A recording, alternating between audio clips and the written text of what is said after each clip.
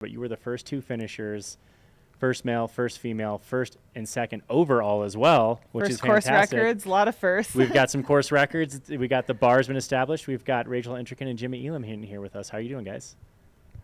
Doing really well. Thank you. Good. Awesome. Well, let's talk a lot about your guys' race, because we talked about what it takes to put this kind of race on. But I want to hear about your guys' day out there as the producer sitting back here watching the race unfold. It was awesome to watch you guys just kind of do your thing throughout the day.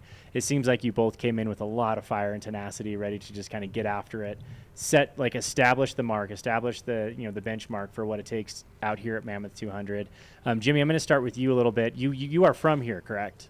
I'm from California. I did live out here for about 5 years after college, so spent quite a bit of time in Mammoth and the surrounding area. Lots of playing around, out in the mountains. Did it feel like home? Did it feel like this is like a coming home and like, oh yeah, I know these trails, I know what's up? It really did, yeah. So Tim actually moved out here right around the same time I did, and we have lots of memories out here together, and I thought it'd be really cool to come back and complete the loop in a place that just has so much sentimental value to me. So that was a huge motivational factor, I think, just getting it done. Awesome. And Rachel, you spent some time out here prior to the Yes. race. How long were you out here? I was only out here for 5 days, but I was able to cover about 120 miles in that time, I think. And then I covered about 30 or maybe 20 in the week before the race. So that was a questionable decision, but it worked out. Seems to have worked out just fine for you. I guess I cannot complain. I heard you were out here for quite some time. You got to experience a lot of the course. What was your mindset going into this? Like, after having seen some of the course, did it change your perception of your game plan at all, or what you were going to come into? I think I knew it was going to be fast if you wanted to be at the pointy end of the race, particularly because, the first 40 miles, I would say, are on trail, but they're kind of a net downhill, I would say. So, it can be quite fast. And then that middle section it's rolly. So the gain does kind of cumulatively sneak up on you a little bit, but it seemed like it was runnable. So if you were able to manage the beginning and then kind of crank out through that last bit and then pray for the last 50 miles, then you would probably do well. And I think that's what that's kind of what I tend to do for the longer, like Cocodona. Now that I've done it a couple times, it's like, I think with 200s, like, you run whenever you possibly can. But I think getting a little bit of insight on what the course actually looked like and what it felt like and what the ground looked like was it sandy? Was it rocky? Is it technical? Is it single track? That was helpful for sure. Yeah. What did you encounter out there that you weren't expecting? Wild horses. But but as far as like the actual course goes, I don't know. I lived in Los Angeles for 4 years, so I'm familiar with the Eastern Sierra corridor. I love the Eastern Sierra. So I think as far as the western side of the course went, I wasn't that surprised by much. But what I was surprised by was the Glass Mountains and how high they got. I wasn't aware that it was like 10K over there of altitude. Higher than Mammoth Mountain, I believe, is Yeah. the top of Glass Mountain. We're not too far off that. So next year, let's summit that, because that'd be fun. Haha, screw you guys. Present from Rachel Entrekin. You're welcome. But Rachel's Pass is what we're going to call it. Heck yeah, I'm game. Everyone swears your name as they go that's through fine. the aid station. Yeah, that's fine. And you got to take a rock. You have to take a rock. Plenty of rocks up there. Yeah, they're all obsidian, or a lot of them are obsidian, so it's pretty cool. But yeah, I knew after course recon that Glass Mountains are going to be really special, and they are. They're really cool. I don't ever necessarily, especially in things that are as long as 200 miles, I don't really mind a bit of fire road, because you can kind of turn off your brain and just lock in a little bit, and that can be really relieving after navigating technical terrain for so long. And the first 50K to maybe even 60K is pretty technical. So it was really nice to kind of get to a spot where it's cool, I can just kind of lock in, enjoy the ride, check out the sky, look at some cool rocks. It was nice. Yeah, I don't know why people give dirt roads a hard time. As a trail runner, it's oh, you're not on single track, it's not trail running. I'm like, but I'm still somewhere pretty cool. Like if it's a dirt road, it's probably somewhere remote. I'm gonna enjoy where I'm at. I'm not looking at the like 5 feet in front of me. I think double track's way underrated. Agreed. And then if you're like hanging out, like either racing with someone or you're next to your pacer or with friends on a training run, like it feels more like hanging out than a single track where you're like in a straight line, you know? So I love it. I absolutely love the double track. Yeah, same. I think single track, it's such a like overrated, like, oh, if it's not, you're not a purist. I'm like, I'm still running. I mean, single track is great. Single track is great. But I really like running side by side with my friends so that we can talk and stuff. So yeah, I agree. I think double track is underrated. It was actually cool on the live stream. I felt like that really showed it off. There was a lot of times where there was these big sweeping drone shots, and then it was like you and Tara running together, or just like even at the beginning watching all of you guys together and being able to be side by side as this little like peloton instead of kind of all in a row. Mm-hmm. Yeah, it's nice, isn't it? Yeah. And the Glass Mountains have some sweet aspens.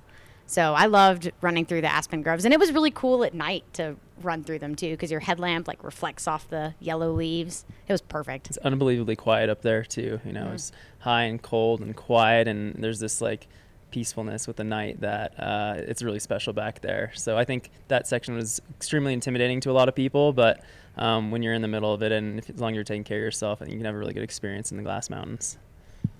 Jimmy, you haven't really run through the night very often. You don't have a lot of experience in that. So I actually really want to hear. I mean, Rachel is an expert at this point of running through the night. She was looking forward to it the first time I saw her crew. Was like, yeah, dude, she's like stoked for the night. She's like ready to rage. But I'm curious about you because you've got an extensive background in running, obviously, and you've got some hundreds under your belt, some great results out there. But great results in a 100-miler usually means you don't spend a lot of time in the evening. So what was it like going through not one but two nights out there? Yeah, I think that was the hardest part of the whole race. And I got to a point where it was even happening the first night where if I was hiking uphill, got my poles out and started hiking, I would get very, very tired. You know, I would get super sleepy and a little dizzy, not really nauseous, but like dizzy, a little sleepy. And but then as soon as I started like running again, it would just go away. And it was like the wildest thing because I thought it was like, you know, maybe I'm just low on sugars and stuff, so I'd pop a gel and maybe it would help for a few minutes, but just get back into that like hiking mode and just get tired again. So I did sleep a little bit more than Rachel out there. I took, you know, 4 by 10 minute naps, had my first dirt nap, and those really saved me. Like I was like, you know, kind of keeping track of where Rachel was, and if she was over an hour, I'd be like, cool, I'm just gonna nap. If she was like taking time down, because she was so much faster in the transitions than I was with the aid stations, and it's not like I don't know how to do it fast, but I just wanted to do it right, you know, and like take my time a bit, yeah, it was super helpful, I think, for the night sections for me to take those like little nappies in the middle of the race. So absolutely. Weak. Just kidding. I kind of love that, you know, you're racing the course, but because there's no course record, like that benchmark maybe wasn't as relevant as the fact that Rachel's right on your butt behind you, you know? I kinda like that was, I mean, racing against Jimmy was my favorite part of this entire experience. Because, I mean, at Cocodona last year, I think it was just like we were pretty set in our positions, except for freaking Eder. But I felt like I was very set in my position for a long time. So it's like, cool, I just need to maintain this. But knowing that Jimmy was always like slightly within arm's reach. An annoying amount ahead. Yeah, it was really annoying. Was that your game plan, just to like just Annoy. give her something to chase out there? I didn't want to run. I mean, I guess that the winning time would be, I think, 44:45 when it came down to it. And I was, but I would have loved to run 47:48. I mean, yeah. I really didn't want to run that fast. So I think it was annoying to both of us. I mean, I enjoyed chasing you. Yeah, it made it exciting for Yeah. sure. But I would have absolutely gone slower. Yeah, hands down. Well, you're welcome. Yeah, I would have taken a few more naps. It was really fun from a race perspective. Like, I think my projections for our aid stations was 46 hours for our leaders. And then I kind of heard through the grapevine that you guys might think it goes a little faster. And so we sent out sort of a panic bat signal the day before the race of like, can you guys please be set up an hour earlier than that? Thank you. And then you saw how fast we did the first 100 miles in, and you're like, oh crap. Yeah. Speaking of, I think that there were was some weird. PRs That was weird. 100-mile distance for both of you. 100 mile PR, yeah, by like 10 minutes or. Was it really? Well, here's the thing is, because I got lost for a bit early on, so if on my watch time for 100 miles, it was absolutely PR. It was like 17:30 in 100 miles. But on the race marking for 100 miles where it was, I think it was maybe 17:50 or something like that. But my Run Rabbit would, I think, be my 100 mile PR, and that was like 17:38 or 17:40. But Jeez. yeah, it was fast. It felt pretty fast. It wasn't uncomfortable because there was a lot of downhill. Yeah. Like you were saying, and it is flowy, fast, single track. But you're still at altitude. You're still up high. You still have to summit Mammoth and get down Dragon's Back. Like it's Not easy. It's not easy. Not easy. So I was actually a little blown away. I'm like, well, here we go. Let's see what happens. Everyone's doing this right now. Like my competitors are doing this, so we're going for it.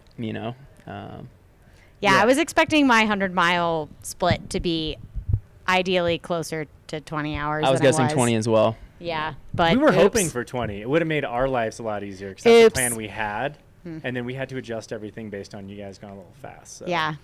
Thanks for those high You're stress welcome. moments. I'm sure she can confirm as well.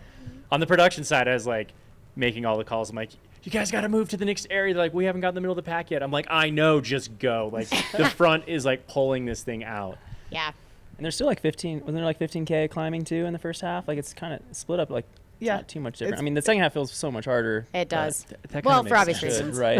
It felt like this last 50K was a lot of rolly uphill. It I was don't know. way, yeah. Was it way uphill? net Confirm. uphill, yeah. Okay. Cool. Yeah, and sand. Yeah. But I mean, from our perspective, it's like, yeah, on one hand, I'm having to adjust everything and all that, but also it's so exciting. And it was sort of like, bring it on. Like, I want to see what's possible on this course. And so the fact that you guys were pushing each other like that was just a really cool storyline. So, yeah, it was really fun to watch. And it was just like, can they keep this up, yeah. I figured I always like to tier my goals so that I can finish no matter what and just be like stoked about it. And I figured if I had like a day, just a boring, like run of the mill, like some things went wrong and I could manage them okay, I thought I would be sub 50. And then if I had a really good day, I thought I'd be sub 48. And then if I had an excellent day, I was hoping for sub 47. And I remember because what was my time? 46:50. Okay. Ayo. I don't know.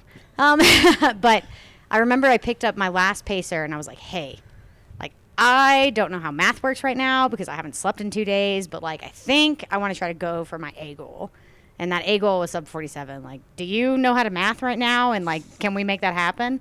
And he was like, listen, I'll push you if you need me to, but like, I'm just going to follow your lead because you're looking like that's going to happen. So anyway, I was happy I'm hoping, and I think we both did a really good job of like setting up the new course record so that it's like, I think they'll be challenging. Shouldn't be a walk in the park for the next. No, folks. I think they can be beat, but I don't think it'll be easy. Yeah, and let's be real. We had pretty fantastic conditions for those 2 days. Like it was great. It wasn't crazy cold. It wasn't wet. We got moisture on the course. I didn't get rained on. Well, before. Oh, I see. Before Yeah, the you guys start. had Yeah. those storms a few days before. Which really helps with like the whole Glass Mountains and some of those sections that are notoriously crazy sandy and slow. So I think the Obsidian Dome area doesn't matter how much rain. It's just going to be like Sucks. It just sucks.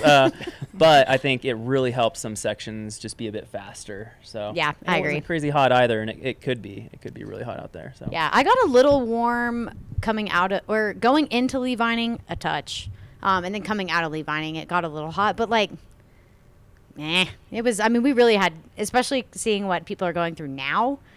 I feel really fortunate that I was sitting in bed and not getting hailed on at the top of Mammoth Mountain.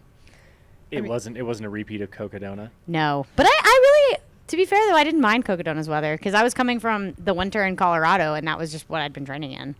So to get that suddenly now, I would have probably complained a lot more.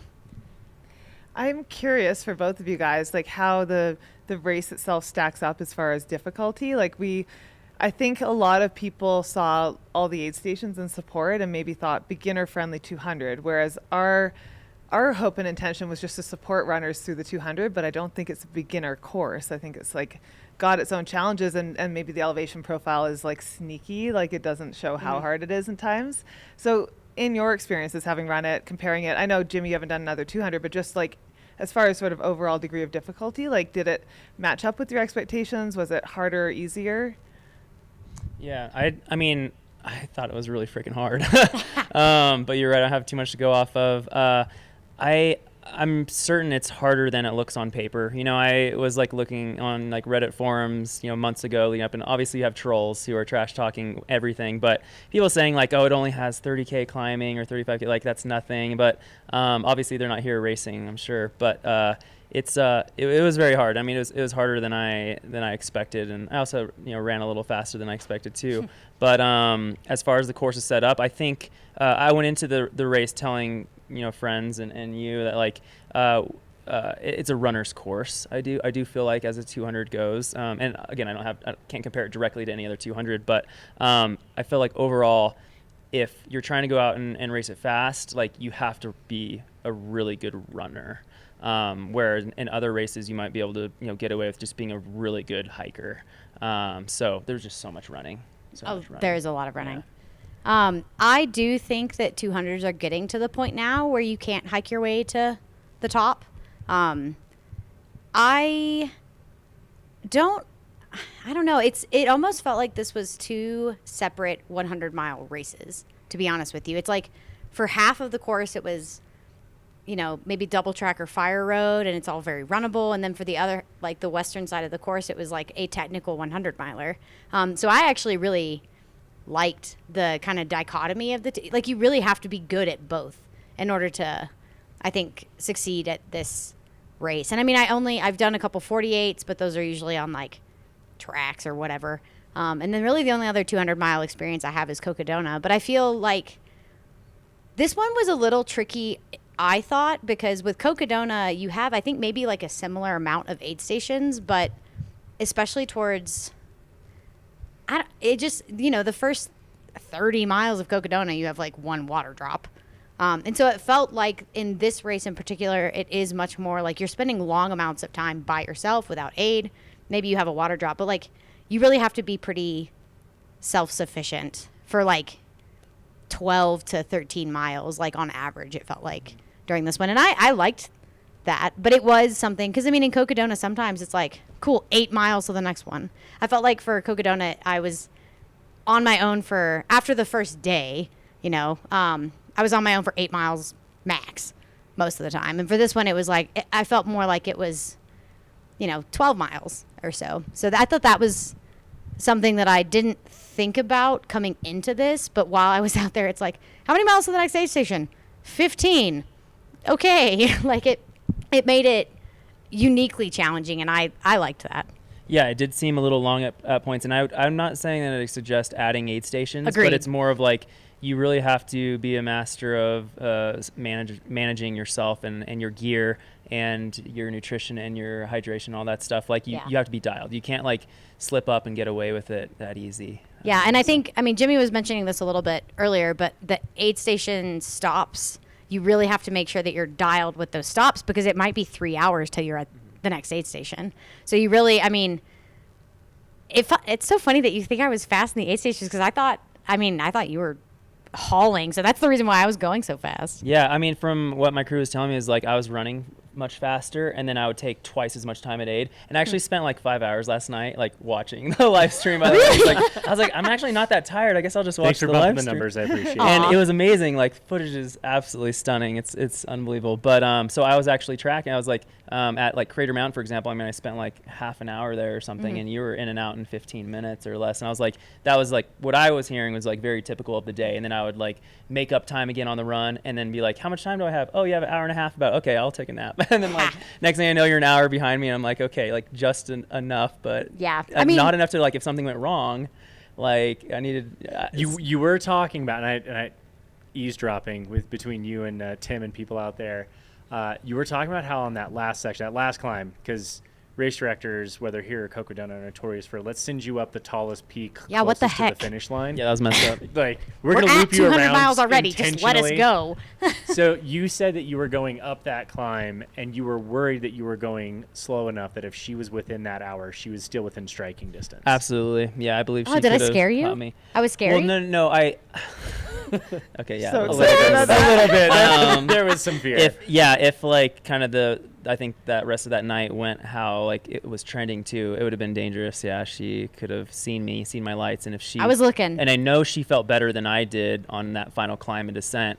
It could have happened, absolutely. I mean, I went inside at the top of the mountain and like sat down for a few minutes. I didn't even to, like, stop at that I aid pounded station. a couple gels, and like gel was the last thing I wanted and like could have, but I was like, I have to if I want to make it down. Just my energy levels were shot, and I was getting that like dizziness that I was talking about. Super dizzy that entire climb. It's not even really like that hard of a climb, right? But after you've run 10 miles at that point or something, or like it was really hard for me. Yeah, that was like I got to get down. I need to be done. Yeah, that was actually a fun part of the story to follow. And like going back there, so we're staying at like the Mammoth Mountain Inn, like halfway up the mountain. And I the other day was like, oh, I'm gonna run down to the village. I ended up taking a wrong turn and running up to Minaret. And half the time out there, I was like, this is kind of like it felt like I was rolling downhill, but also like kind of like punchy climbs. I was like, oh, feels like I'm going back down to the village, but I ended up on top of Minaret. So like all that to be said is like, yeah, that climb isn't super aggressive. But again, with 200 miles on your legs and at 11,000 feet, I'm sure it's much more difficult than you wanted it to be, at least.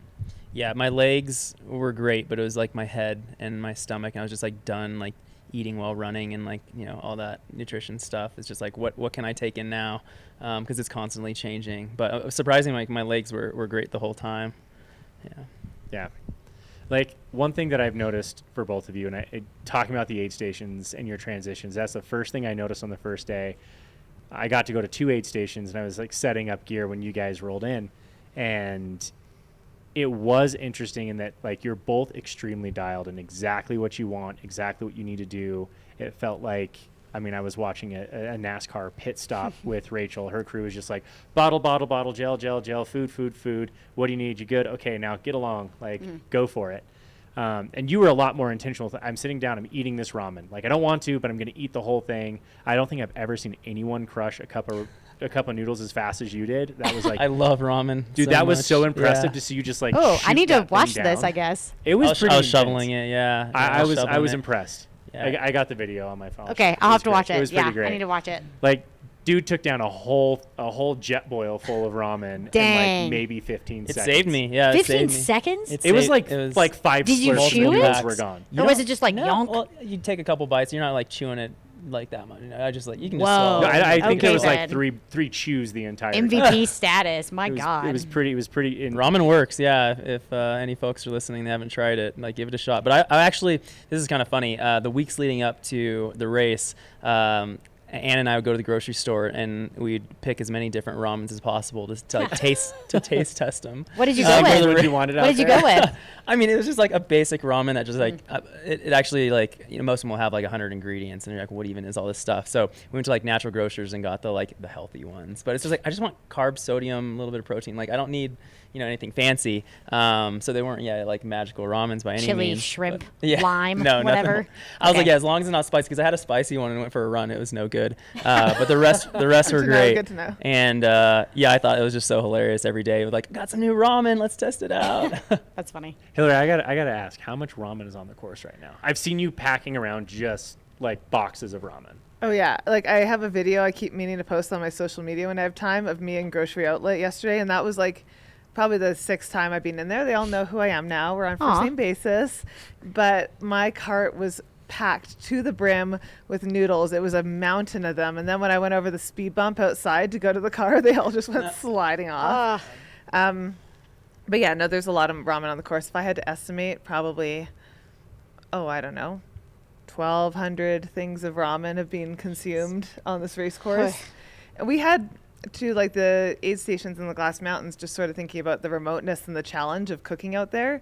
Ramen was like an easy one. And so it's funny, Sawmill Meadow and Crooked Meadows, they both sort of came up with a ramen theme like independently, and I didn't want to disappoint them. So I was like, we can do ramen for everybody. And it was awesome. We had a Korean ramen station at the first one, and then we had a Japanese ramen one at the second one with rice balls. The rice balls were awesome. Billy's balls. I discovered rice and broth is Yeah. fantastic. Like, because you don't have to, Totally. it's ramen, but you don't have to chew it. Yeah, you just slurp And it was great. So My- I was my talking first- I was oh, sorry, talking go. I was talking to Kevin, kind of like debriefing today and yesterday.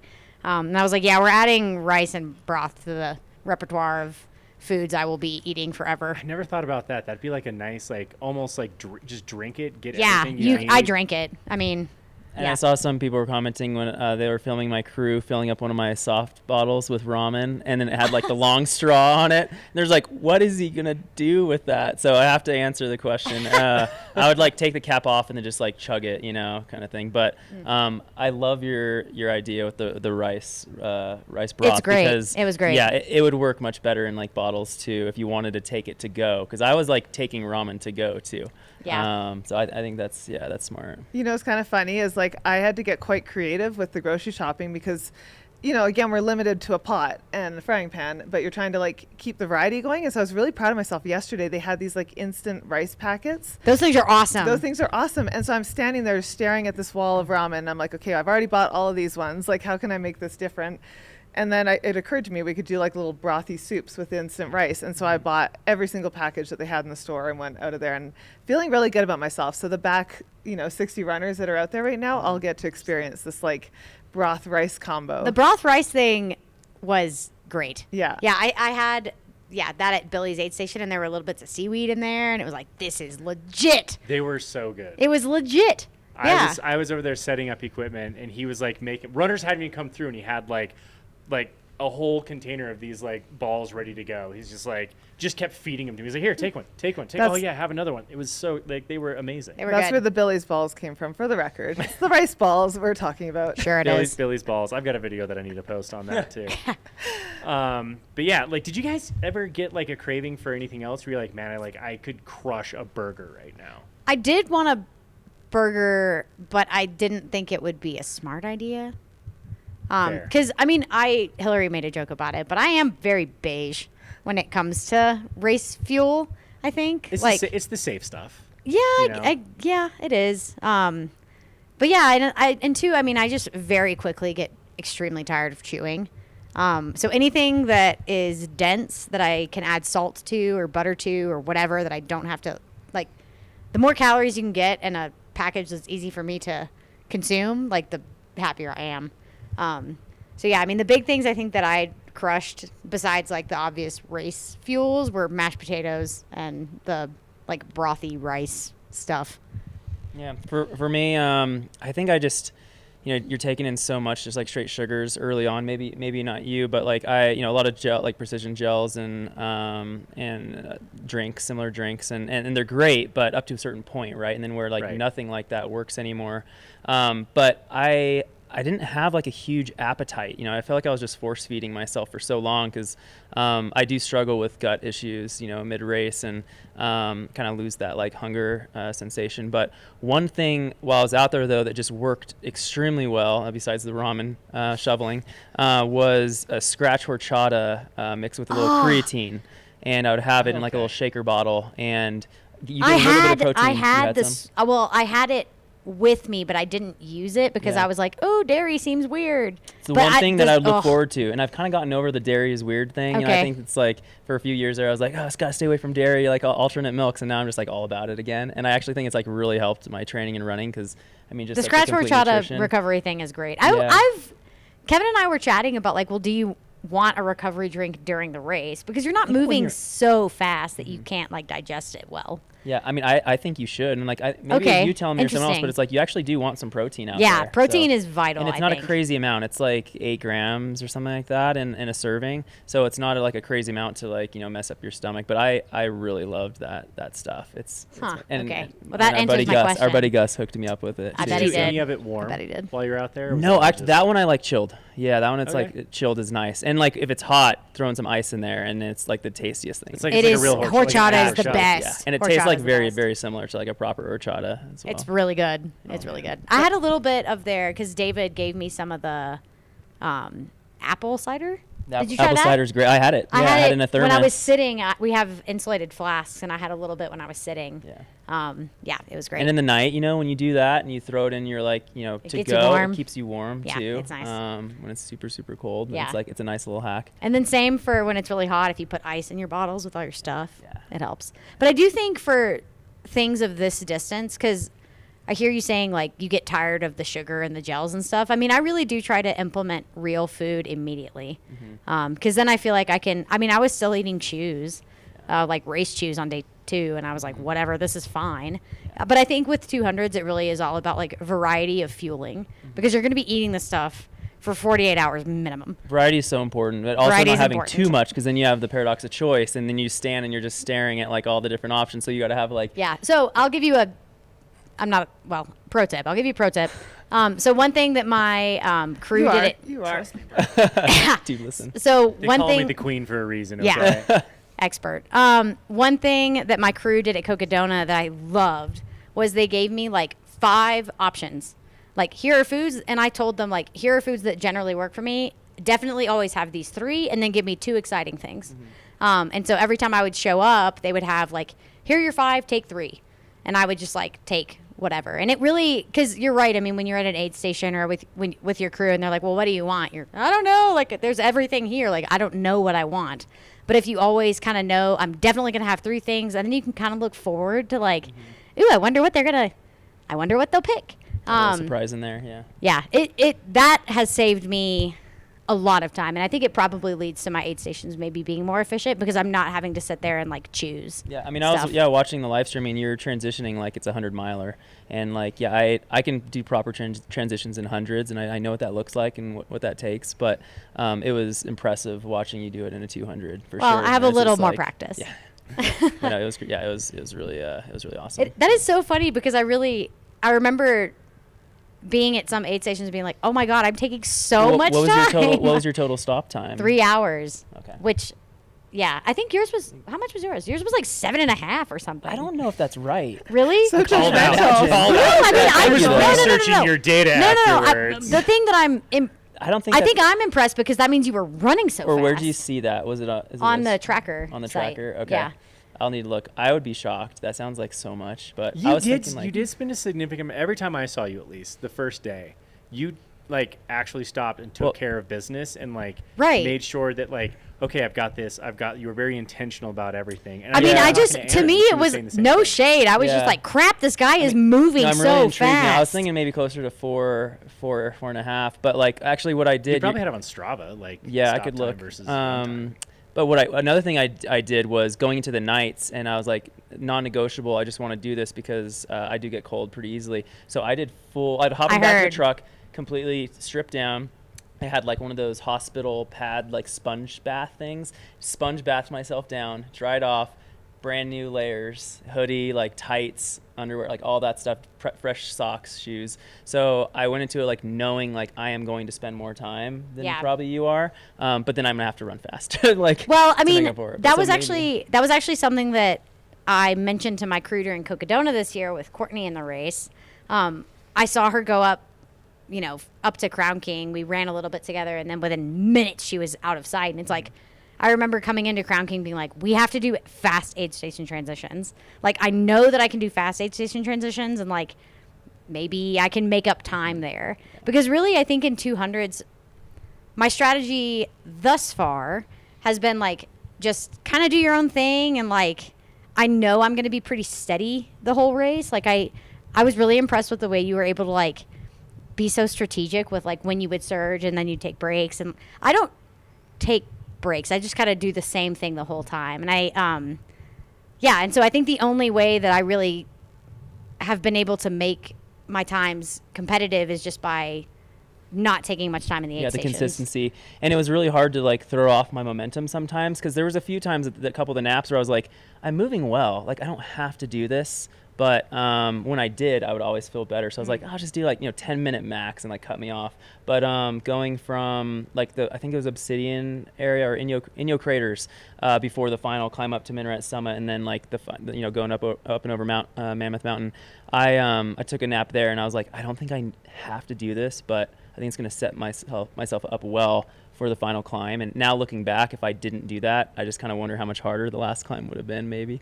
But who knows, right? He was prepping for that sprint finish is what he was doing. He was like, we're going to see each other on the peak, and it's going to be a sprint. I know. I looked for you the entire way up. I was like, dang it, I think he's a little too far. You probably just barely missed my bet, because I was hanging out up there for a little bit. I heard chewing you on some gummy worms and Yeah, I was just like, I don't see her lights yet, so I'll spend a few minutes up here. Yeah. But I did. I mean, I have to thank you because I think again, after kind of debriefing with Kevin, I have historically sort of done my own thing. Like I'm in positions usually where there's not a lot of moves I need to make.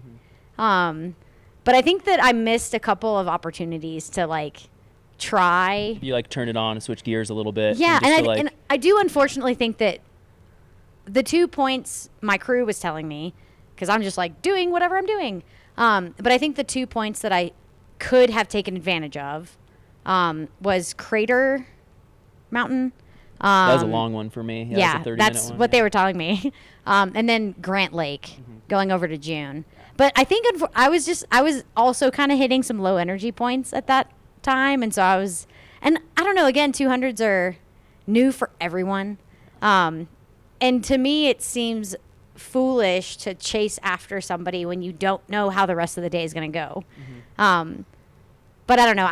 Again, after kind of debriefing and stuff, it's like, well, maybe I should have probably like tried to do something instead of just kind of like, I'm just going to keep being steady. Yeah, I mean, it's cool. It felt like a race and made it exciting for people. And Yeah. I really do believe, this is just my first one, and I haven't followed them like unbelievably close by any means, but I do think in the next 5 to 10 years, people who are trying to go and win and set records at 200s are going to have to race at like 100. I agree. Fully. Yeah. This felt like more of a race, at least from my perspective, than some of the 100s I've done.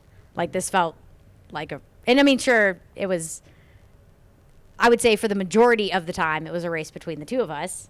But in the beginning of the race, it was like, I mean, Max, me and you and Tara, and like, there were a couple folks that, I mean, I was high-fiving people coming off Mammoth Mountain, like they were all just right there. Like it is getting to a point now where I think like 200s, you can't just sit back for the first, unless you're Eder.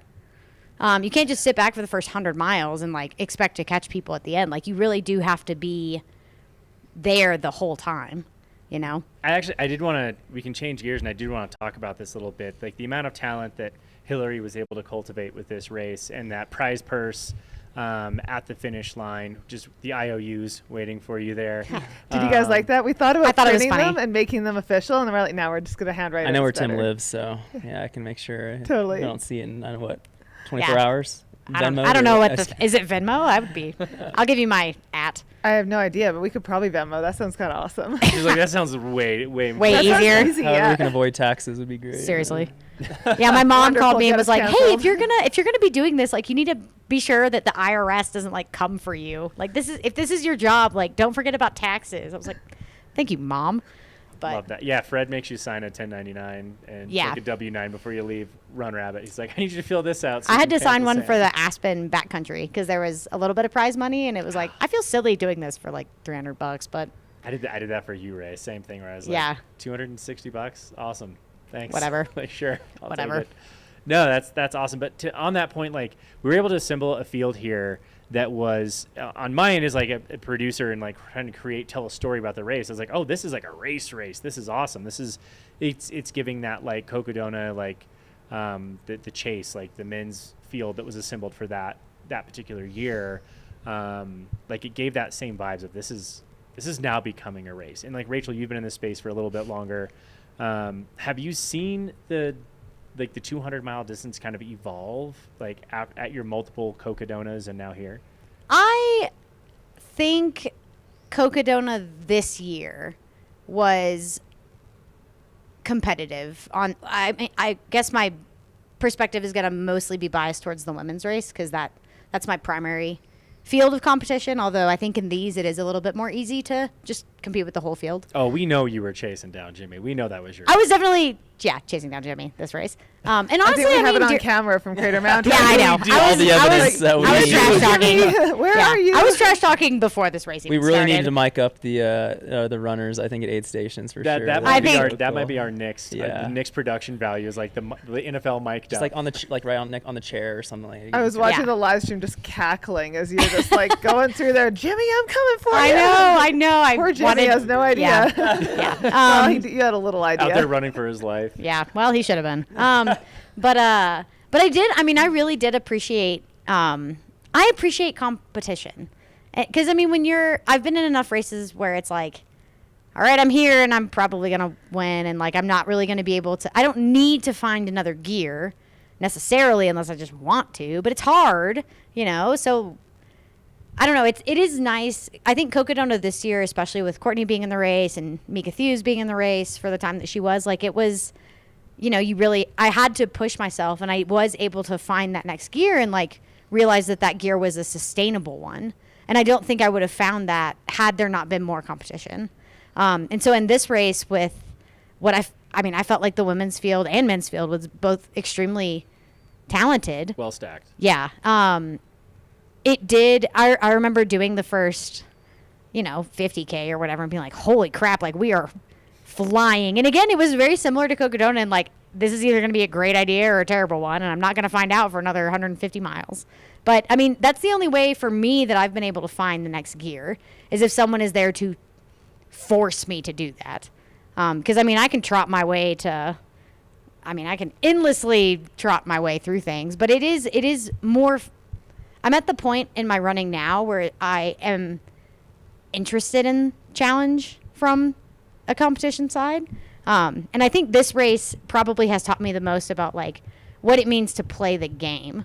So I'm interested to see, I like having fun in races, so I don't want to take that part out of it. But if I do want to start being a little more competitive and entering into more competitive races, like I think this race is going to be, it could be a turning point for me to like figure out how to make moves and how to like play strategy against my competition. Like Eder Ramirez, the guy who got second, I chatted with him a little bit after the race, and he's a very big strategist. Like he plays the game very well.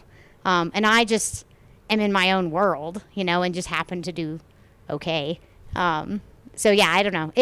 This was a fun race from the competition back perspective. To the competitiveness, it's so much more fulfilling when you've gotten the best of yourself. Mm-hmm. And winning's great, sure, but I think you're the most proud of yourself or happiest with yourself when you know that you like really gave it your best, and when you're being pushed or pulled, like it's bound to happen. Yeah, agreed.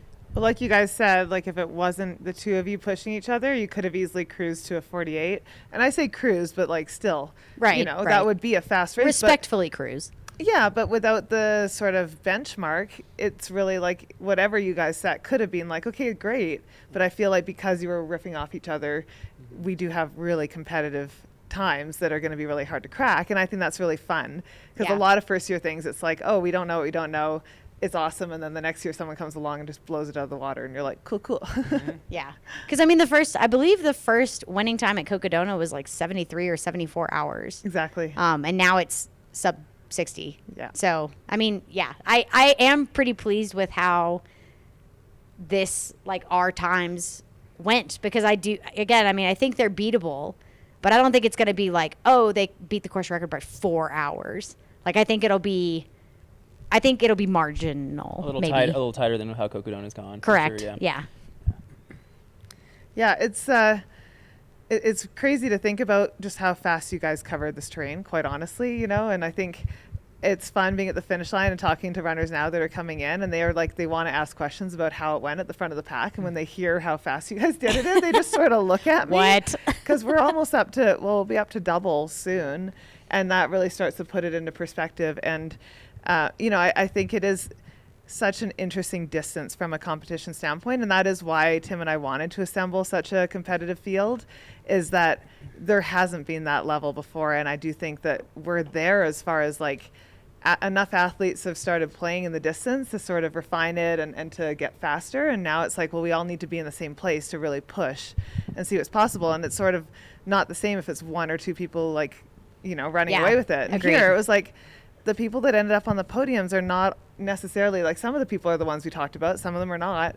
And I think that's awesome too. And just sort of like increases the whole sport, really, Yeah, I see like Cocodona and Mammoth being, like the bookends. I think I was talking to Tim about the this earlier. Mamadona. That's what I want to call it. What was that? The Mamadona. I wish it had started this year. That would have been nice. Like the two premier 200s, of the year. And I think and they both got live streams. Crazy, so everyone gets to tune in to watch. Yeah, the show. right. I mean, it's absolutely unbelievable how this has gone so far in his very first year. And it's, I think it's going to be really cool also that, we were both part of the very first, the inaugural year, and we get to see it grow and develop. And even if we don't run it again or like just come back and help and just see it grow and mature in the next, I want to see like 10, 20 years from now. This is going to be crazy. It's going to be so Super cool. Bowl. Yeah. It's really fun. Like I said, going into grocery outlet multiple times this week, even the hardware store, the guy in there recognized me from all the broadcast stuff, introduced himself, was like, we are so happy you're here, all over town. And I feel like, to me, that's just as special as the race part, is like the impact on all these little communities. And like the deli guy this morning when I was getting bagels, he's like, how much longer is the race going on? We are so busy. And it was cute, but also he was like stoked. And even going through Lee Vining, there was like so many people in the coffee shops and June Mountain area. And so I think that's really cool, because this is a very much tourism driven area, especially winter tourism. And being up here a lot, planning this event out, it's so quiet. And so for a lot of these small businesses, and it's not chains up here, it's small businesses, for a lot of these small businesses, having something like this and also having it go through so many communities is really special. It's so holistic, right? And then it reminds me a little bit of like racing in Europe, where like the community is so involved in the events and they like come outside their shops and like cheer people on. And I think we're going to see so much more of that. It's already happening, but so much more of that as the years go on here. And it's going to get to a point the entire town looks forward to this event and comes out and like cheers on the racers and looks forward to it every single year. The difference between 2024 and 2025 at Cocodona with the participation from the community was insane. So, I was actually impressed with the amount of community support that this race had in year one. Because I had people in Lake Crowley, like standing on their balconies, like wooing as I passed by. And actually, did you know that Tara and I stopped at a store in like between Sherwin and Crowley? I heard that. Okay, yeah, we stopped and she was like, "Oh my gosh, are you doing the race? Like, hurry up, like go!"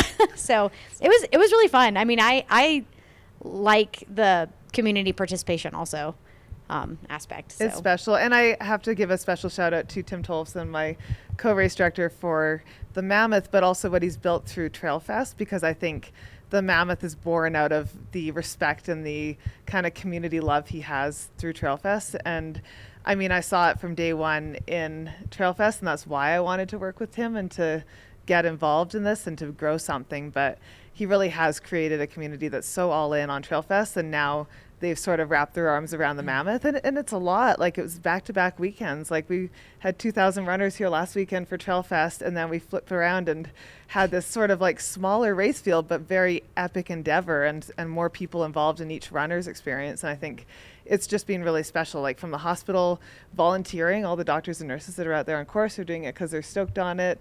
Just all the different people, the search and rescue, all the folks that are involved.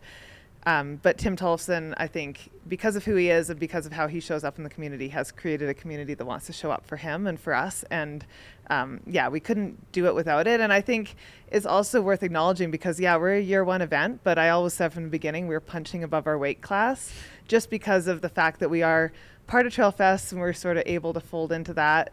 And also just like, I think Tim and I's different backgrounds and all that. But it was fun to come into year one and have so many unknowns, but also feel like, hey, like, how cool would it be if we can pull off something that feels like a year 3 Cocodona, or that feels like a, like we can come and play from the beginning because we want to be there. And I think there's such an appetite for another race of that caliber to exist. And so it did feel like you guys did your homework. So thank well you. done. She was scouting at Cocodona 250 this year. She was like, "I'll come help you commentate," and then she was there as like a little spy. She was trying to learn the ins and outs. At the aid station, going, "Oh, what are you eating? Oh, wow!" Like, what? No. Writing down notes in her. But people like beige. I love the sport, and I do believe with the 200s, with all the races, that the more we grow together, like the more we grow the community as a whole. And I really intentionally wanted to work with Mountain Outpost on the live broadcast, and I wanted to, because you guys are the best at it, But also, I knew it was the first time that you'd done a broadcast for a 200 race outside of Cocodona, and I thought that's the kind of cool challenge because it's different than 100 milers. And it was. It is, and so it sort of felt like, in a way, we were all just this team trying to figure it out together. But like, you know, you're all out of your home turf as far as like trying to cover this much terrain. I don't have Jamil to lean on to be like, oh yeah, it's going to be this time to get to here. It's going to be this time to get, and this usually happens here. So get ready for this. This was all like learning on the go on our end. So much research goes into just figuring out like where the runners are going to be when, and like when it's the middle of the night and impossible to get anything and like all of that. But yeah, I mean, and our medals and our buckles were designed by Aravipa Artworks, and they did these beautiful metal buckles with a wooden inlay, and I'm obsessed with them. And I just think it's really cool. I think it's like there's so many talented people in our community, and it's fun to be able to just like create something that pulls all of that in, and we can all sort of share in it together. Yeah, and like kind of what we were talking about earlier, like these small towns kind of being involved. I was on a call with you and Jamil, and you were kind of like asking some questions like, hey, like, how do you approach this kind of like thing that's happening in these towns? And Jamil shared a story about how Prescott, I believe, one of the small towns outside of Prescott, and they were like, almost didn't give permitting to the race because they were like, Was it Jerome? It was Jerome. It was Okay. Jerome. And then they were like this many runners going through, like they had envisioned of like a marathon, right? Where they're just taking over the streets and just cups everywhere.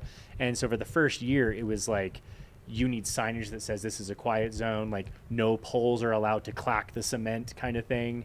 And then I believe it was like one of the city leaders, the mayor, came out and was like, oh, this is awesome. Yeah, heck yeah, come back every year. These people are come just through eating here. gummy worms. We don't care. Yeah, and they fell in love with it. And I think that like, again, speaking about like the culture and the community that we've built here between the 200 milers, like we loved, as Mountain Outpost, we love to be a part of it, and all the races that we do and like Trail Fest, because they're all so unique and so different. And they're so much fun. And I can say this was a wonderful challenge. You guys actually made it super challenging because I'm sure the spread is quite large. we had it like pretty well built out. We talked to a handful of like Jeff Browning, and Jamil was putting his Screwed brain it up. towards it. My bad. Jeff doesn't Do know it how again, fast guys. you are. Anytime. Bring it on. And so we were like, okay, this is what we think is going to happen. We'll be ready an hour before that. And then halfway through day one, you guys were already an hour under that. So we were like cutting people out left and right, like, send here, go here. And I The don't group know. chat was lit. It was fun. It was a lot of fun. I don't know if you guys probably didn't recognize this the same way that we felt it on our end, but like you guys spread the front out, and then in the middle of the night, a lot of the chase dropped out. So it was really just you two. I know. It felt, We got a lot of camera time. yeah, it did feel like it was Jimmy and I. It did eventually turn into like Jimmy and Rachel going at it, like who's gonna win, and that was a lot of fun to watch. But then it also created this 2.5 hour Dead zone. point in the middle where we're like, okay, so how are we gonna cover this? Like, We can fix that next year, right? Yeah, get a few more. Oh, we have a plan for next year. We got it. Hey, we're gonna get more. We're gonna get a stacked field on both ends. It's gonna be great. But yeah, I think that like it was really fun watching that happen. And speaking to the competition, you guys, you had Tara out here who was having a blast with you. Yeah, that was so fun. That was so much time yeah, spent that was between fun. you two. That like, footage out of there. you two like going through Sherwin and it's beautiful golden light and you're running side by side. Like I actually got kind of emotional because I was in the HQ the whole time because, you know, we've talked a lot about the women's race and just sort of growing women's sport. And I just felt like what an incredible representation of women working together and just like purely enjoying being out here doing something so hard. But Yeah. it was really special. It sort of felt like a little bit of a, like, you know, you go through these level up moments and it was like, this is a level up moment. It was running with Tara was the highlight of, or one of the highlights of my race for sure. Because I don't know, we kind of were being a little goofy with it because at some point Yes. we were being goofy. There was a lot of goofy. there was some goofy stuff moments. going on Was out the there. footage of us holding hands ever on the live stream? Oh, I actually have some cute photos of it to send Okay. you. I have some I would like photos to of you see them. skipping with 'Cause- holding hands. Yeah, because we were just like, I don't know, it is a competition, obviously. Like, I know that she's my competitor and I know that I'm hers kind of thing. But, like, at a certain point, you're just like, all right, like, whatever. We're doing this together. And I even told Tara, I was like, how incredible is it that, like, we're doing this? Like, I can't believe I get to race you in this first year race. And, like, you know, it was early in the race and neither of us really knew what was going to happen. But that to me was a really cool moment of getting to, like, I don't know, a very human moment during a race was just getting to like hang out with the competition and like talk about boys and like talk about our lives and talk about like our buttholes chafing and like all sorts of like goofy stuff. So it was cool. And I think, in the same way that I see working with like Aravaipa and Mountain Outpost on our race and growing the sport, I think that attitude is really healthy and it doesn't decrease the level of competition. And I think that's an important thing to remember because these races are so long and so many things can happen.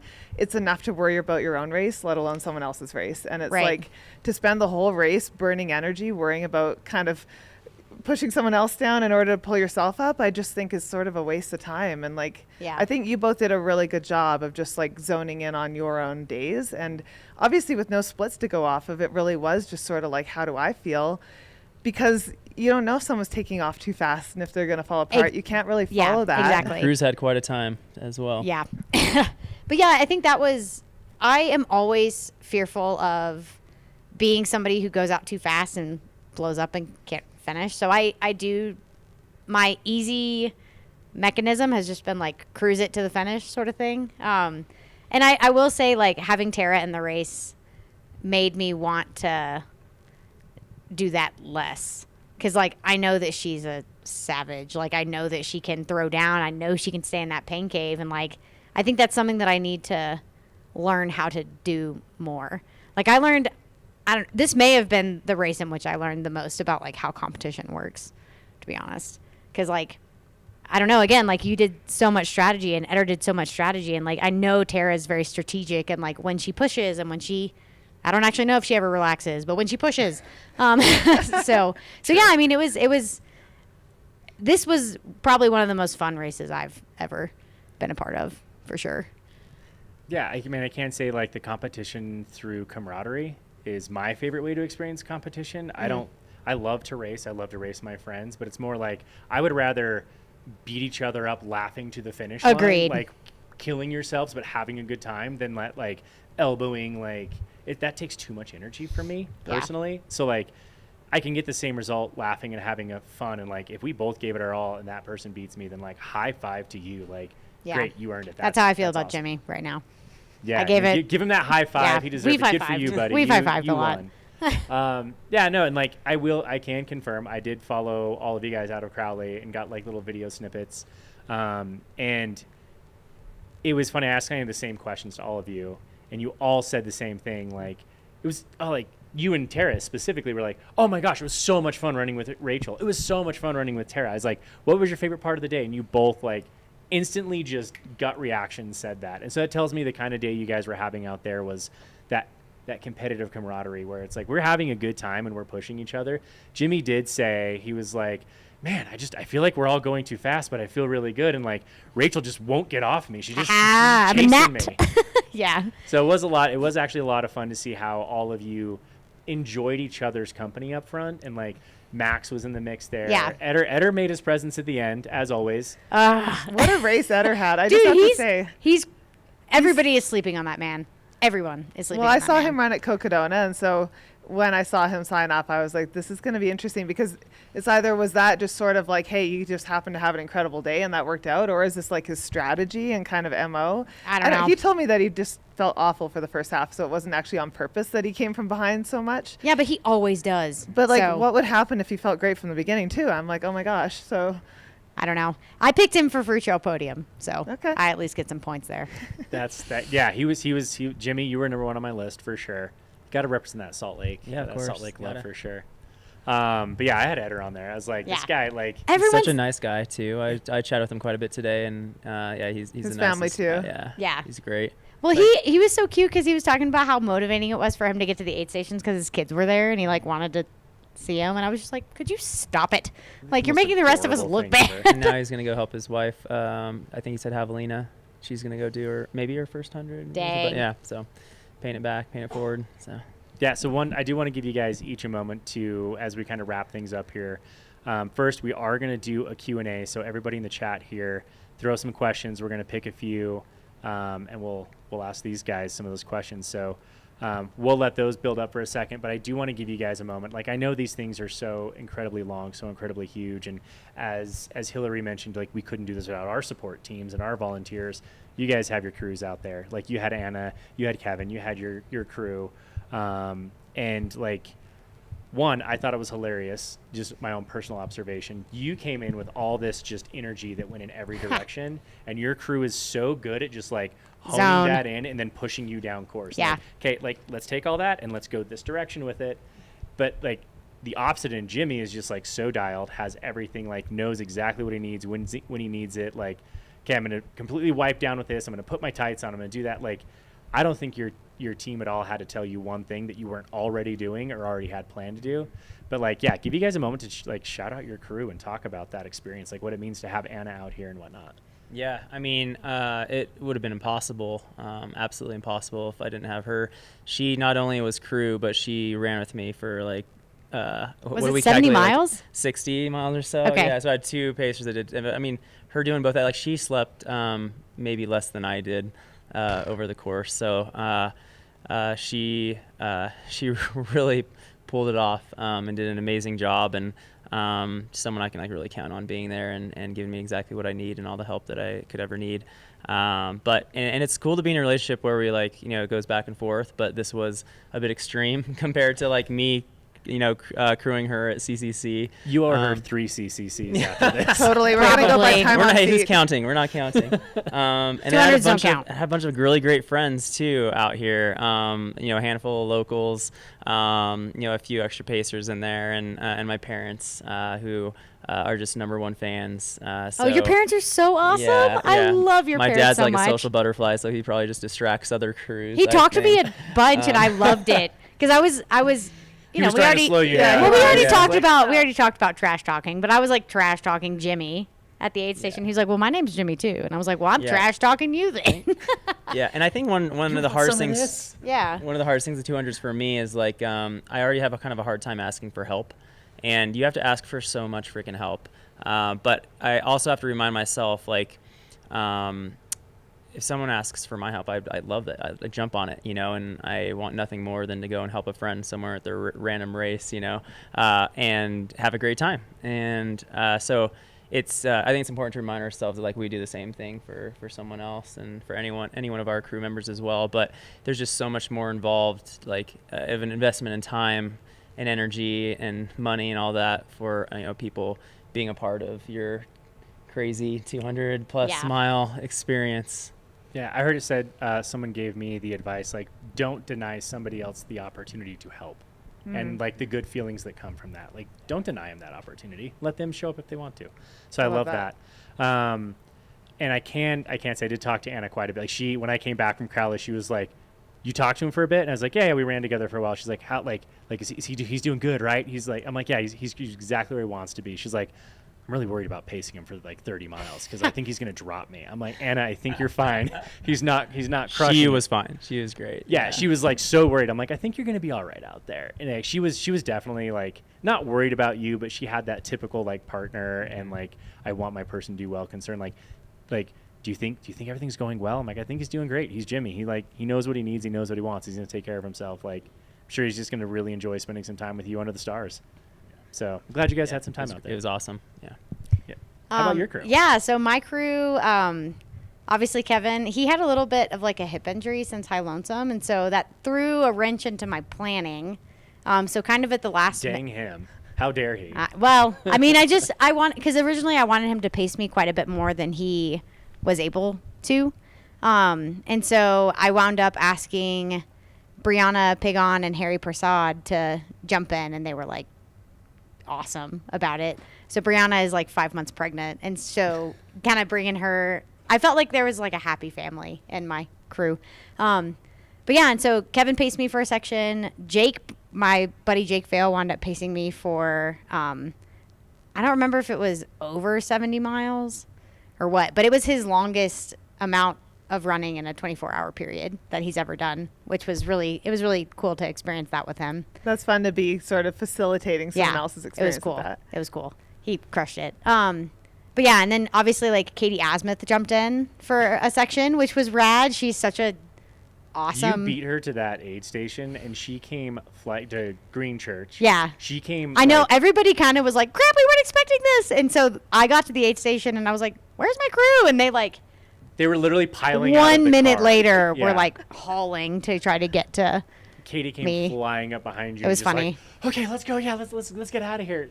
It was funny. But yeah, so she came and helped out. And then, like I said, since I wasn't sure how like Kevin's hip was going to respond, I had to kind of ask for even more help. And so Dom Grossman was already here pacing somebody else. And he was like, oh, well, I can pace you, because his runner was more like mid-pack-ish. And so he said he could pace me for like the first section. But yeah, I mean, shout out to Dom and Katie, because they had other jobs. Like Katie's manning June Lake, and she was still totally fine pacing me. And then yeah, Dom was pacing and crewing another human for his entire race. So my crew, I love my crew. It was really fun. You have the same crew that shows up, and it's fun to see you guys. They know exactly what you want. Yeah. To have it so dialed is like so impressive. Like we're literally NASCAR pit stop where you just roll in and they each have their job, they do their thing, and then they send you on your way. Yeah, they're dialed. And I was hoping that Gus Gibbs was able to help me out, but he has like, a life and stuff, so he wasn't able to come this time. But it was nice to kind of have some familiar faces who kind of know how I run and how I operate and what amount of like ass kicking I kind of need sometimes. And Kevin and Jake both have crewed me at Cocodona before, and so they kind of know how I am during 200s. We would have had to fight over Gus. We would have fought over both Gus. have history. Gus did tell me, he's like, I really want to help Rachel. And I was like, okay. Well, I can't compete with that. Yeah. But yeah, shout out to Gus. He's cool. He's amazing, yeah. Yeah, so first question we have is actually from Billy. Would like to ask Hillary here, what's the biggest surprise about producing a race that you didn't see or anticipate, other than how much food runners can consume on course? I know, right? Oh my gosh. I think there's so many. I mean, first of all, I want to give a shout out to Billy, my husband. Speaking of like crew, I feel like he's my crew for this. And not only is he my crew for this, he was helping captain the Crooked Meadows aid station, was out there for 2 days, came right back, unloaded everything, went right back out to help with stuff. He's at the finish line right now, like handing the buckles out while me and Tim are off doing these things. And, just everywhere I need him to be, shoving food in my face when I forget to eat for 24 hours. So, I just think there are so many people that make this possible, and I'm really grateful for the people in my corner. So just had to say a little shout out to him while we're talking about the people we love. But from the question of producing and all of that, I think the biggest thing is just like, I mean, in the same way that I think you have to really prepare for these races if you want to do well, you have to prepare so much for these races and all the things that could go wrong. And I think it was like every question I would ask led to a breadcrumb trail of all these other questions that would come out of it. And it was just sort of, there was a point a few weeks before the race where it almost felt so overwhelming with how many different balls were in the air, as far as just like all these pieces that have to go together. And I think once you've gotten through the race, it's sort of like when you've run your first ultra, it makes sense a little bit more. But when you're just like theoretically putting it together, it's like hard to wrap your head around it and just like know that your plans are good and that they work. And so I think for me, it was really just like utilizing whoever had done the stuff and running things by them and being like, hey, poke holes in this. Like, tell me what I'm missing here. Like, especially from the runner safety standpoint and all the emergency stuff. And I mean, we really had that play out yesterday. Like, we got word that there was lightning happening on the course, and so we're immediately looking at the maps, and it turns out that there was a cluster of lightning strikes that was right above the last 13 runners on the course on Indiana Summit. And I don't think I've ever seen anything scarier than pulling up that map and seeing like the little cartoon icons of lightning that are just sitting there, and there's no way to contact them because they're in between aid stations. And we have an amazing team, and it was really cool to sort of be like, hey, we have a plan for this. We actually have like parameters for what's safe and what's not, and we're going to shut the aid stations down, and we're going to hold people for 30 minutes, and we're going to wait until there's been no lightning strikes for 30 minutes before anyone can continue.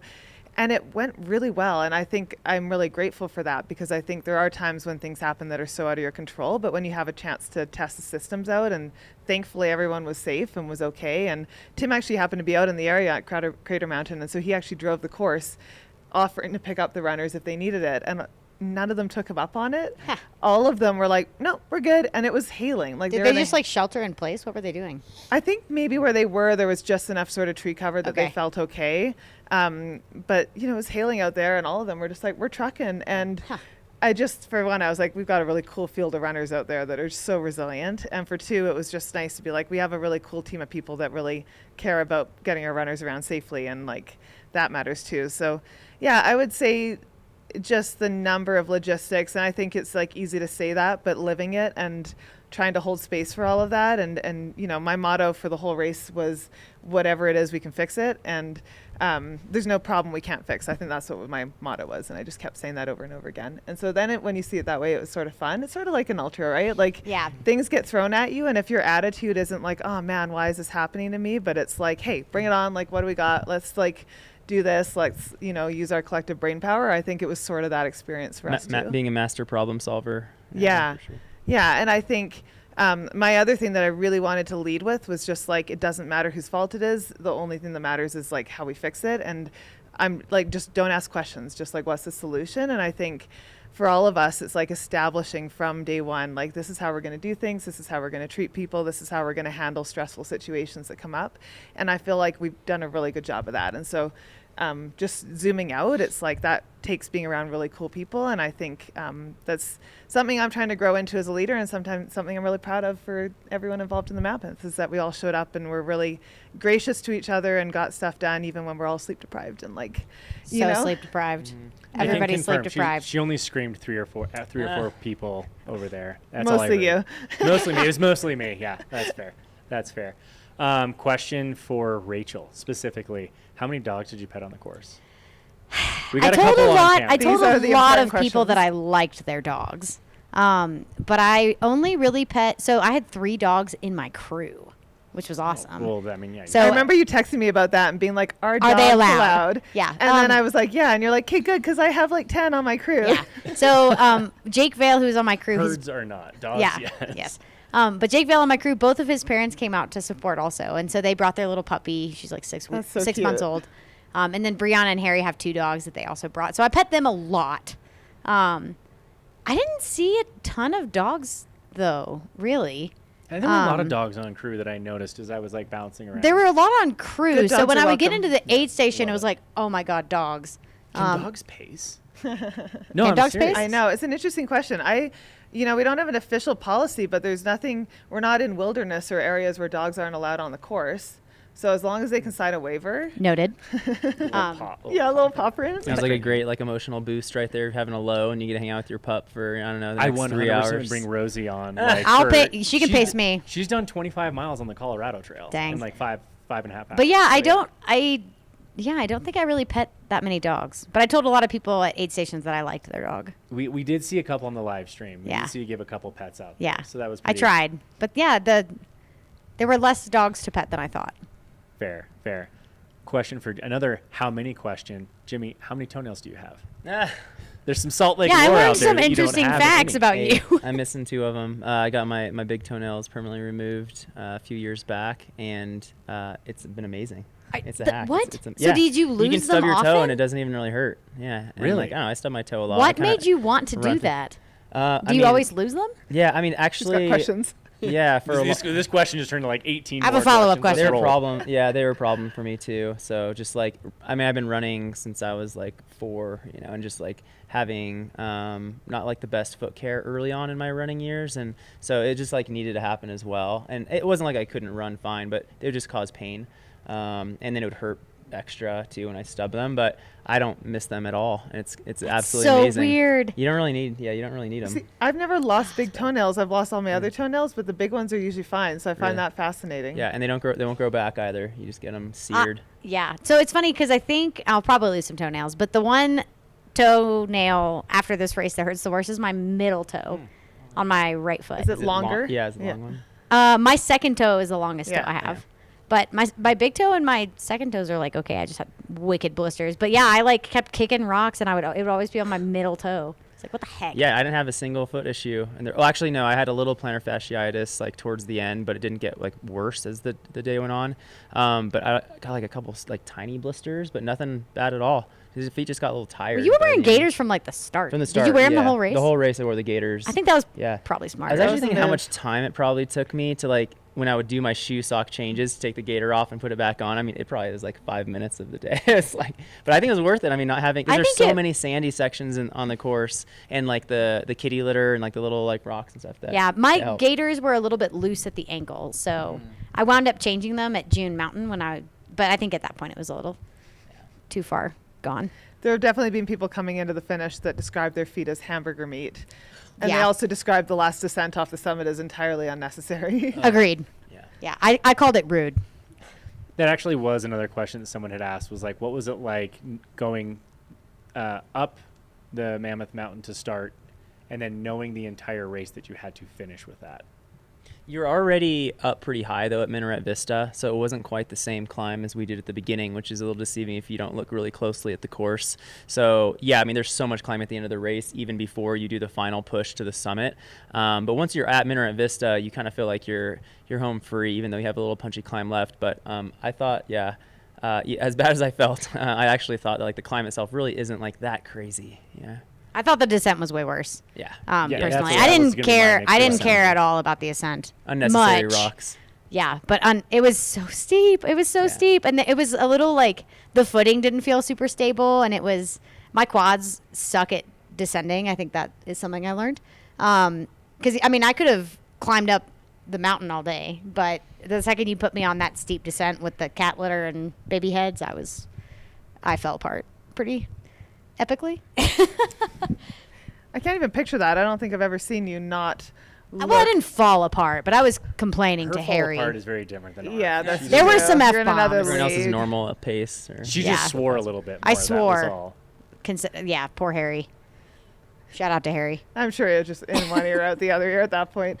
My favorite is the unfiltered conversations at the finish line. Like last night, middle of the night, there's nothing better than someone sitting on the chair for their after portrait and then just like verbal diarrhea of everything that's in their head at the moment. And it's like pretty awesome, right? Like you Yeah. really are just going to say absolutely anything that comes into your mind, Yeah. for better or worse. Yeah, it's crazy how like stripped down you get from a 200. Like I thought hundreds, it's like, wow, you're like as vulnerable as you can possibly be when you finish Bet. this thing and just like 200's other level, you know? It's like you are like nothing, like ego's completely gone. Like every bit of you is gone except your like physical being. And it's kind of like I don't know, it's kind of cleansing in a way. Yeah, I think. and I was saying this a little bit before the race, but 100 milers don't get me to quite the same amount of like vulnerability that 200s have. And I think it's just that extra night. Who's finishing right now? Is Clara's it Clara? finishing. Oh my God, it's Clara. Clara's There she finishing. goes. Clara. Sorry, I've been waiting for this moment. Claire's awesome. Oh my She's- gosh. she's cool. Clara. Oh my God, she's still smiling. I saw her at a stoked. couple She spots. is Okay, at the- so we're gonna have to wrap this pressure. up soon so we can go say hi to her. Yeah. before Yeah, she- But, we're gonna wrap anyway. up here. All right, We're gonna whatever. wrap My up here 200s we are have fun. to see Clara. 200s are fun. Moving on. Anyway. Yeah, I mean, I often say that about like the 100K versus 100 mile. Where Yeah. I'm like, 100K Different is cool, beast. but you just barely like look into the pain cave. Like just give it a Yeah. look around. Yeah. But like hundreds is Real where deep. you go deep, where you're like Right. you're living in Mhm. it. So I couldn't even imagine a 200. There were Yeah. a lot of raw conversations about raw body parts and pooping pants and all sorts of things. Yeah, there were. Oh yeah. Yeah, you and I had a nice little conversation out there about that. Wait, is this That's one of the actually another questions or is this? Someone It's a did ask a comment. question. Someone asked the question? Someone did ask a statement. question. How many times did you guys poop out there in a 200 miler? Like In our My pants? pants are on the trail. Yeah. No, intentionally. I was like looking for the drone. Like, where's that damn drone at? Is it gonna get me on for camera? future as I'm, reference, like, we do tell our drone crew and all of our camera crew, like there's like if anyone waves you off immediately, just I cut need to some learn the B-roll. wave I because think you apparently I did at peed one on time. stream. Well, No, but- yeah, sometimes we think it's a waving, like hi. I and then wave they're at the like, drones "Ooh." a lot. I do wave at the drones a lot. You Yeah, gotta but- be like Nix-nay, yeah. you know? Okay. I'll Yeah, have to we'll learn. give us a hand signal next time because Okay. we did catch you having a nice little potty break on a post. Whatever. Apparently, like you're very fast at it. Yeah. Our drone you gotta pilot, be. was like trying to pull away and like not. I was like already done. But then there was also Tara who just mooned the camera. and ran for the heck of it. So. I pooped twice in a toilet. Oh wow. Hey. How did yours go, cat Jimmy? holes, yeah. Not as nice. Yeah. But I managed, and We all manage. yeah, dug some holes and hid out in the forest. Contributed to the kitty litter. Yeah. Eh. Well, you know, it's It like could have what? been worse, I'll say. It was bad, but it could have been way worse. It always can be worse. Yeah, always be that's worse. fair. I mean, things happen in 100 miles, let alone 200 miles. You know, it's just all sorts of fun stuff. Okay, so I'm gonna wrap it up. We're gonna do a couple quick questions: pancakes or waffles?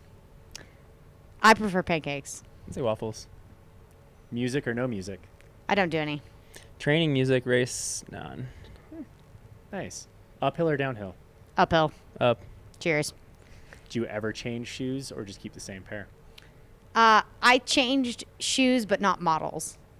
So Okay. Shoes and models and socks 3 times, maybe 4 times.